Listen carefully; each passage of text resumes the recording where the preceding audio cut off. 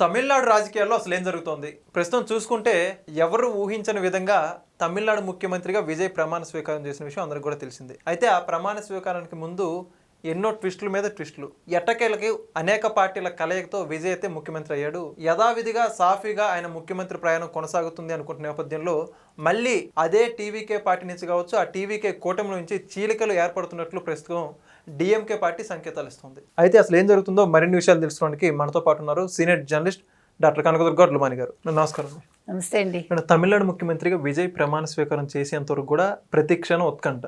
అంటే ఇంకా ఏ పార్టీ మద్దతు ఇస్తుంది, ఎంతమంది ఎమ్మెల్యేలు వస్తారు, ఎలా అనుకున్న టైంలో ఎట్టకేలకు సీఎం అయితే అయ్యాక కూడా ఇప్పుడు పరిపాలన చాలా జోష్గా కొనసాగుతుంది. మంచి పక్క రాష్ట్రాల్లో కూడా చర్చ మంచి మంచి పాలన తీసుకోవడం అంటే కార్యక్రమాలు కానీ కొత్త పథకాలను తీసుకొచ్చి ఇలా ఉన్నటువంటి ఈ సమయంలో మళ్ళీ డిఎంకే పార్టీ నుంచి చీలిక మొదలవుతుంది.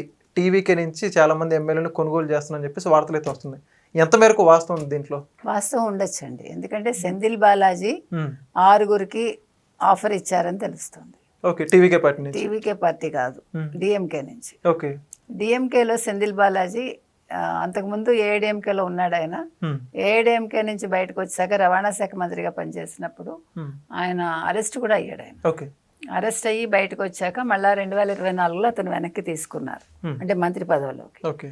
అయితే సెంధిల్ బాలాజీ డిఎంకే తరఫున అడిగి ఉండొచ్చు. మీకు గుర్తుంటే కనుక అయితే టీవీకే ముఖ్యమంత్రి అయ్యాక విజయ్ టీవీకే తరఫున అతను ఒక మాట అన్నాడు, స్టాలిన్ 6 నెలల్లో ఈ ప్రభుత్వం పడిపోతుందని. ఓకే, మీకు గుర్తుందా?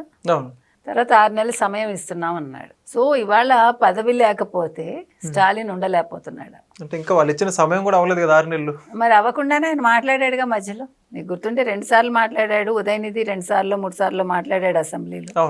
బయట ఆయన మాట్లాడారు. కాబట్టి పదవి లేకపోయేసరికి వీళ్ళు అల్లాడిపోతున్నారు. అందుకని ఎలాగైనా టీవీకేని చీల్చి విజయ్ని పదవి నుంచి దింపేయాలి. సో ఇది ఎప్పుడైతే ఈ విషయం బయటకు వచ్చిందో వెంటనే డిఎంకే ఇంకొక ఆరోపణ చేసింది. టీవీకే కార్యదర్శి ఒక ఆయన 2 డిఎంకే మంత్రుల్ని మా పార్టీలో చైర్మన్ ఒత్తిడి తీసుకొచ్చారు. అతను ఒకళ్ళు సెంథిల్ సెల్వన్, ఒకళ్ళు ఇంకొక ఆయన పేరు మర్చిపోయాను నేను, 2 పేర్లు చెప్పారు. సో వాళ్ళు ఏం చేశారు, గవర్నర్కి లేఖ ఇచ్చారు. ఏంటి, హార్స్ ట్రేడింగ్ చేయడానికి ప్రయత్నించారు. ఈడీకి కూడా వాళ్ళు ఈ లెటర్ రాశారు, ఇది తప్పించుకోవటానికి. సో ఇది ఇలా ఉంటే మరో పక్క ఇవాళ విజయ్ ఏం చేస్తున్నారు, ఈ పార్టీ టీ పార్టీ మొదలైపోయి ఉండొచ్చు మన వీడియో అయ్యేసరికి. కాంగ్రెస్ తోటి, తర్వాత విసికే, తర్వాత ఐయుఎంఎల్, తర్వాత ఎండిఎంకే, పార్టీలు సిపిఐ సిపిఎం. కానీ సిపిఐ సిపిఎం రానన్నాయి. సో ఈ 4 పార్టీలతో ఇప్పుడు సమావేశం అవుతున్నారు.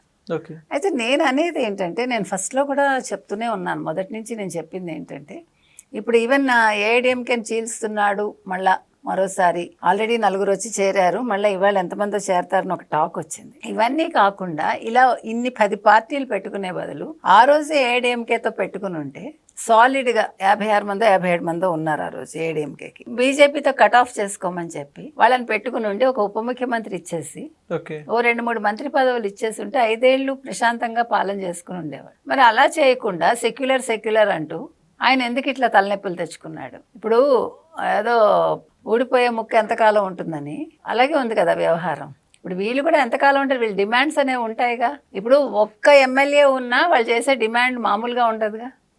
అలాంటి తలనొప్పులు ఎందుకు తెచ్చుకున్నారు విజయ్? అంటే అనాలోచితంగా చేశాడా, లేకపోతే వేరే ఆలోచనతో చేశాడా ఆయన?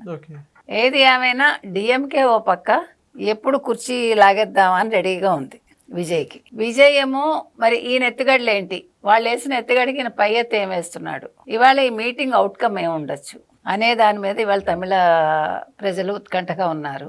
మీరు అన్నట్టుగా ఏదో కొత్త తరహా పాలన ఇవ్వడానికి ఈయన చూస్తున్నాడు, ఏదో అవినీతి లేకుండా చేస్తానంటున్నాడు ఆయన. అంటే ఏ సినిమా వేరు, నిజ జీవితం వేరు. అందులో తమిళనాడులో అవినీతి లేకుండా చేస్తానంటే కుదిరే పనే. తమిళనాడు కావచ్చు, కర్ణాటక కావచ్చు, అసలు మామూలు అవినీతులు ఉండవు అక్కడ. సో మరి ఏ రకంగా చేస్తాడు ఈయన, ఇప్పుడు ఏం జరగబోతోంది అంటే, ఇప్పుడు సీఎంగా ప్రమాణ స్వీకారం చేసిన దగ్గర నుంచి కూడా అనేక మంది అనేక ఆలోచనలు ఏంటంటే, ఏం విషయం ప్రభుత్వం కూలిపోతుంది అంటే ఇన్ని పార్టీల మద్దతు వచ్చింది కదా, ఎవరు మద్దతు? నేను అంటున్నది ఎగ్జాక్ట్లీ అదే, దట్స్ వాట్ ఐమ్ సేయింగ్. ఇప్పుడు నేను అనేది ఏంటంటే, ఇంతమందికి తీసుకునే బదులు ఏడీఎంకేతో తీసుకుని బీజేపీతో కట్ ఆఫ్ చేసేసుకోమంటే అయిపోయి ఉండేదిగా. దానివల్ల ఏం జరిగి ఉండేదంటే బీజేపీతో కూడా సఖ్యతగా ఉండొచ్చు.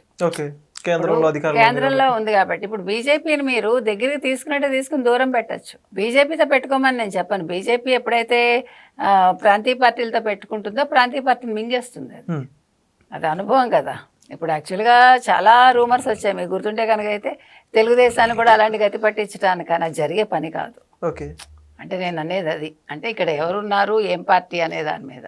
కానీ టీవీకే అనేది నిన్నగాక మనం పుట్టింది కాబట్టి, అంటే 2 ఏళ్ళు అయినా కూడా లైమ్ లైట్లోకి వచ్చింది ఇప్పుడే కదా.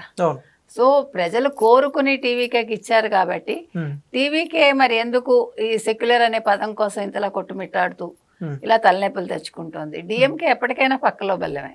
ఓకే, వాళ్ళు మామూలుగా వాళ్ళు ఎత్తుగా 60-70 ఏళ్ల పార్టీ అది కదా. స్టాలిన్ కుట్రలు ఇవన్నీ కూడా అది ఒక మరి ఏ రకంగా ఆలోచిస్తారు అనేది. సో మరి ఏం చేస్తాడు విజయ్, ఎట్లా ఎదుర్కొంటాడు అనేది చూద్దాం. Thank you.